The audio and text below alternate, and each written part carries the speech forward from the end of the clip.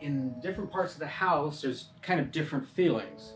In this room, there's a little bit more open space. You see the bed. There are works up here that are part of the abstract landscape series, and those are mixed in with some of the realism and then also some of the dream painting. And so this painting I titled Delphi because it was of the light and asking for guidance. And so I always see this kind of a younger, smaller figure here that's inquisitive in the face to me. I want for everyone to see something different in this, but I think that knowing what I'm thinking when I make it makes it a little more interesting when you look at it.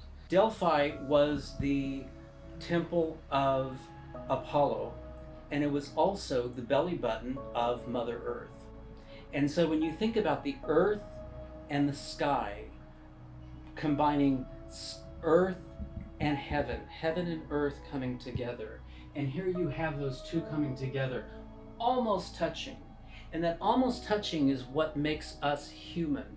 We are that diagonal. We are between the horizontal and the vertical. We are the life, the diagonal. And you see that here. We're going towards trying to take earth and make it light for that miracle to happen. That and so in this painting we have the light coming through and enlightening the earth and ourselves. This painting has a lot of beings in it. Those circular forms. Circular forms have an animated feel to them.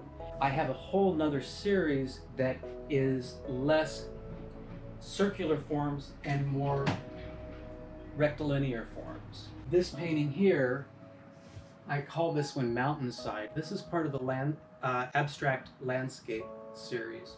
So this is an abstract landscape, this is an abstract landscape, this is an abstract landscape. My language for this is how lines come together in order to create space.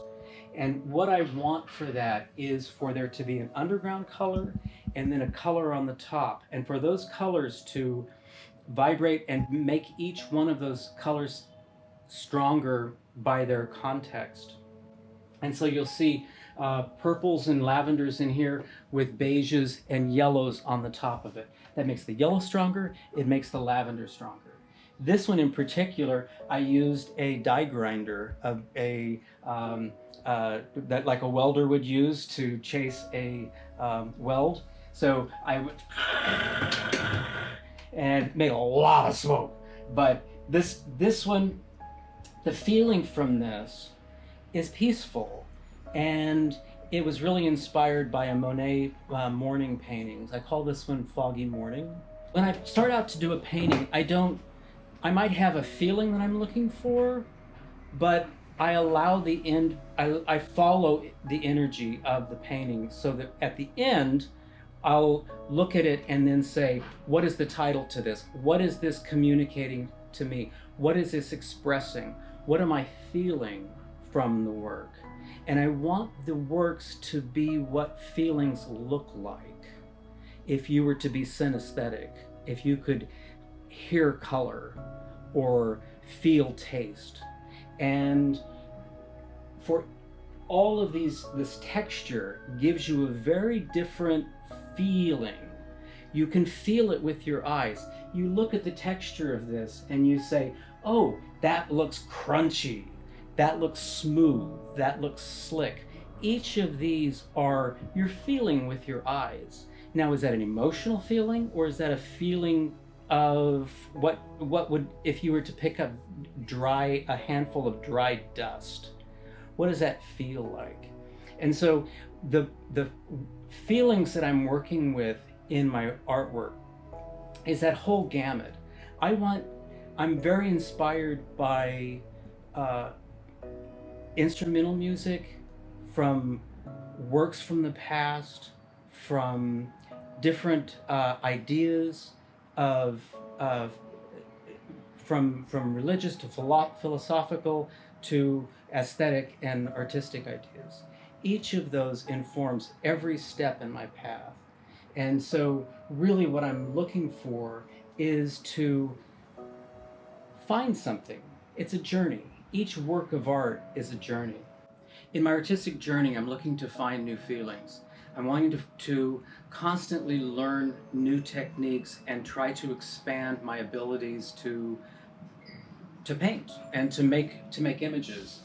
This painting here was part of a still life works that I was doing. For about 2 years, I did a realism jag where I would set up a still life and paint it. A lot of dried leaves. Glass was a real favorite. And this painting here is of a sculpture that I made. This is the sculpture.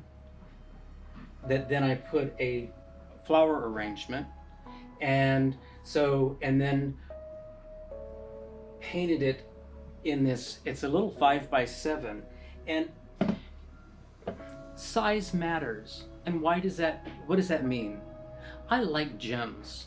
One of my favorite things in life are gemstones and rocks. Maybe it comes from my grandmother who collected rocks and went to travel and to find in the earth those pieces that just marvelous natural wonders.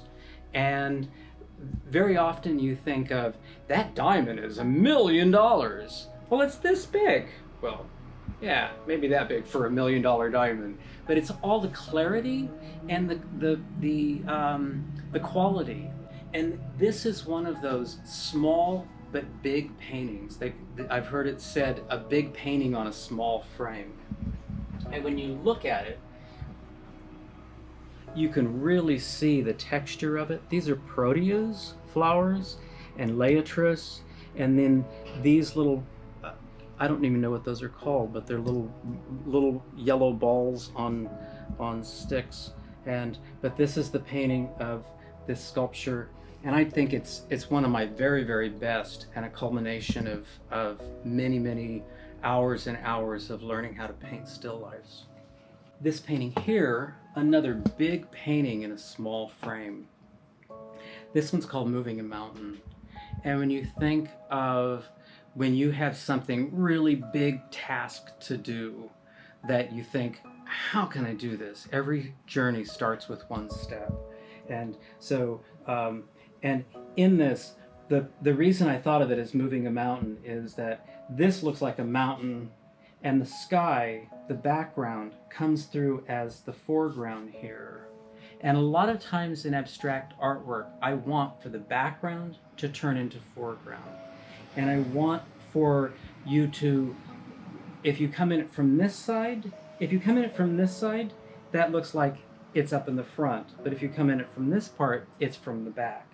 And that play of line and play of space is something that you can really only do in visual art, in painting and in filmmaking. But and in this, there's a moon, a lavender moon in the back, and maybe somebody singing to the moon. And I don't need in an abstract work for every part to tell a specific story. I want for the title to be a key.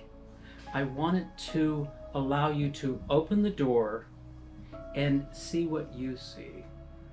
And for every day that you look at it, you're going to see something different. And I've heard some people call it an emotional barometer.